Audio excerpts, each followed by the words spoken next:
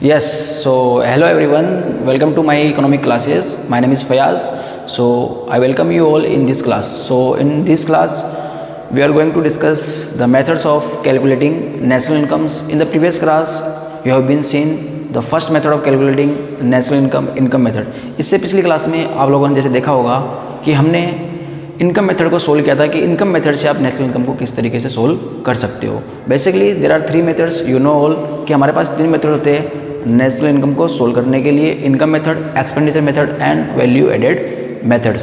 So if you have not seen the videos of income methods, so आप जाकर उस video को ज़रूर देखें। इनकम मेथड्स को मैंने बहुत ईजी वे में आपको एक्सप्लेन किया है ताकि आपकी बोर्ड पॉइंट ऑफ व्यू से 6 मार्क्स का क्वेश्चन कवर अप करता है। और इस क्लास में आज हम डिस्कस करेंगे एक्सपेंडिचर मेथड्स को, और एक्सपेंडिचर मेथड को इतने सिंपल्स एंड शॉर्ट मैनर्स में मेथड्स हम लेके आए ताकि आप इस क्लास के बाद आपको एक्सपेंडिचर मेथड में कोई भी डाउट नहीं आने वाली है, ये मेरी गारंटी है। आप थोड़ा अपना सहयोग बना के रखें, इसी तरीके से हमारे को सपोर्ट कीजिए और हमारे चैनल की ग्रोथ के लिए थोड़ा अपना कंट्रीब्यूशन किए। So let's start our class of expenditure method of calculating national income.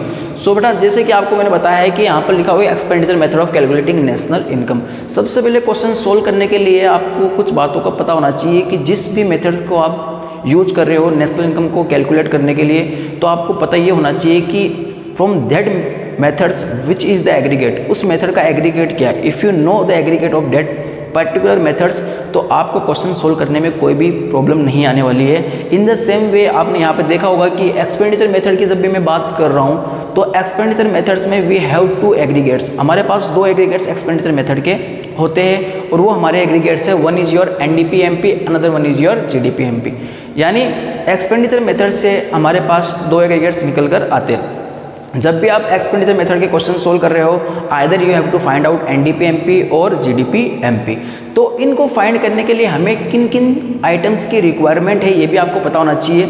तो सबसे पहले अगर मैं बात करूं कि हमें सबसे पहले क्वेश्चन में देखना है फाइनल कंजम्पशन एक्सपेंडिचर। सबसे पहले हम क्या देखेंगे? Final consumption expenditure. First we have to take this final consumption expenditure. Final consumption expenditure will be given और not. If it is not given तो आपको उसमें दो और चीज़ें दी होगी। फाइनल कंजम्पशन एक्सपेंडिचर जो है वो डिवाइड होता है 2 points. One is your private final consumption expenditure, second one is your government final expenditure. आपको दो बातों को याद रखना, आपको प्राइवेट फाइनल कंजम्पशन एक्सपेंडिचर और आपको गवर्नमेंट फाइनल कंजम्पशन को एक्सपेंडिचर को ऐड करना है। If you will add both this it will become your final consumption expenditure. अगर आपको क्वेश्चन में फाइनल कंजम्पशन एक्सपेंडिचर दिया हुआ है then you will not take this to because it is already given. अगर आपको फाइनल कंजम्पशन एक्सपेंडिचर दिया हुआ है तो आपको private final and government final consumption expenditure नहीं लेना है बिकॉज एग्जामिनर ने आपको ऑलरेडी दिया हुआ है। इसके बाद आपको सेकंड स्टेज पे चलना है। आपको देखना है क्वेश्चन में कि ग्रॉस डोमेस्टिक कैपिटल फॉर्मेशन या नेट डोमेस्टिक कैपिटल फॉर्मेशन दिया हुआ है। अब बात यहाँ पर एक आती है, बच्चे बोलते हैं कि सर हमें एग्रीगेट्स दो दिए रखे हैं NDP-MP and GDP-MP which we have to find out. Sir हम NDP-MP निकालें या GDP-MP कैलकुलेट करें? तो बेटा ये क्वेश्चन आपको बताएगा कि which you have to find out. आपको क्या फाइंड आउट करना है? You have to see when you have to get it from when you see the questions. जब आप क्वेश्चन देखोगे then automatically you come to know what you have to find out. अगर question में आपको gross domestic capital formation दिया हुआ है तो you have to find out GDP-MP। अगर क्वेश्चन में आपको ग्रॉस डोमेस्टिक कैपिटल फॉर्मेशन दिया हुआ है तो क्वेश्चन आपको बोल रहा है GDP-MP कैलकुलेट करने के लिए। If question is given net domestic capital formation, अगर क्वेश्चन में नेट डोमेस्टिक कैपिटल फॉर्मेशन दिया हुआ है तो आपको फाइंड करना होगा NDP-MP। And if GDP-MP and gross domestic capital formation और नेट डोमेस्टिक कैपिटल फॉर्मेशन, अगर आपको क्वेश्चन में ये दोनों नहीं दिए हुए तो इनके अलावा आपको क्या दे सकता है? तो अगर ये नहीं दिए हुए तो एग्जामिनर आपको देगा ग्रॉस या net domestic fix capital formation. अगर आप देखते हो gross domestic fix capital formation is given question तो same your GDP-MP will be find out. अगर क्वेश्चन में आपको net domestic fix capital formation दिया हुआ है तो आपको क्वेश्चन में निकालना है NDP-MP।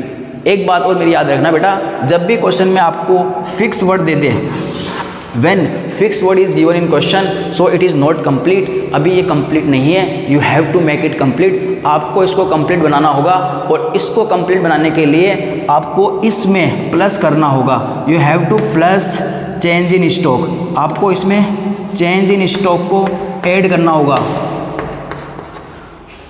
Change in stock.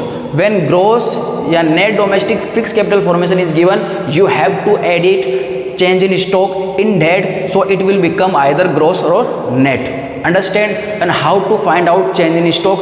अगर change in stock it is given directly, then you have to add it. अगर क्वेश्चन में दिया हुआ है तो आपको सिंपल ऐड करना है, अगर नहीं दिया हुआ तो आपको क्या करना है, इसको कैलकुलेट करना पड़ेगा। तो इसको कैलकुलेट करने के लिए हम निकालते हैं closing stock, closing stock minus opening stock, closing stock और minus opening stock. If question change in stock is not given, change in stock के अदर्स नेम होते हैं increase in stock, inventory investment, that is the another name of change in stock, you have to remember it. And the last one is your net export. Question में net export दिया हुआ है तो आपको simply private final consumption expenditure plus gross domestic capital formation plus net export, तो आपका GDP MP calculate हो सकता है। अगर क्वेश्चन में नेट एक्सपोर्ट नहीं है, नेट इंपोर्ट दिया हुआ है, तो आपको प्लस नहीं आपको माइनस करना होगा। अगर क्वेश्चन में नेट एक्सपोर्ट भी नहीं दिया हुआ है तो आपको फाइंड करना पड़ेगा, और उसका फॉर्मूला होता है export minus import. If net import is given, then you have to simply minus it. This is the simple and short, you have to remember this items only.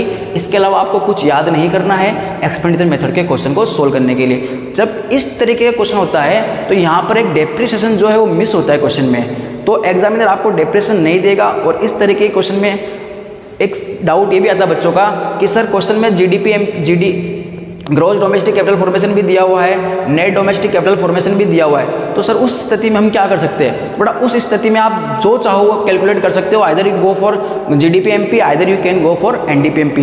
पर ये दिया क्यों होता है? ये इसलिए दिया होता है कि यहाँ पर डेप्रिसिएशन जो है वो आपका हिडन है, मिसिंग है। तो उस डेप्रिसिएशन को कैलकुलेट करने के लिए एग्जामिनर आपको 2 आइटम्स दे सकता है, और आप डेप्रिसिएशन किस तरीके से कैलकुलेट कर सकते हैं चलो मैं आपको बताता हूँ यहाँ पर। तो डेप्रिसिएशन यहाँ पर आप 3 आइटम से निकाल सकते हो। Depreciation you can find depreciation equals to gross domestic capital formation minus net domestic capital formation. One formula is your like this, इस तरीके से आप डेप्रिसिएशन कैलकुलेट करते हो। अगर मैं दूसरे फॉर्मूले की बात कर सकता हूँ तो डेप्रिसिएशन की, तो आपका बेटा आता है gross domestic fixed capital formation plus delta stock minus net domestic capital formation. And the third one formula, तीसरा फॉर्मूला है यहाँ पर आपका, तो वो आता है आपका gross domestic capital formation minus net domestic fixed capital formation plus delta stock. इन 3 तरीक़ों से आप क्वेश्चन में डेप्रिसिएशन को कैलकुलेट कर सकते हो। इस तरीके के क्वेश्चन में डेप्रिसिएशन मिसिंग होता है, आपको simply final consumption expenditure, gross domestic capital formation और नेट एक्सपोर्ट को ऐड करना है, और आपको आपका answer GDP MP either NDP MP you will get it. This is the simple and short tricks for find out the expenditure methods of national income. आपको examiner question में national income से या तो इनकम मेथड एक्सपेंडिचर मेथड दोनों साथ में से सकता है, तो आप हमारे इस तरीके से अच्छे से पढ़ो। और इसके अलावा भी आपको कोई प्रॉब्लम होती है तो आप मुझे कमेंट करके या कॉन्टेक्ट करके पूछ सकते हो। Thank you for watching this.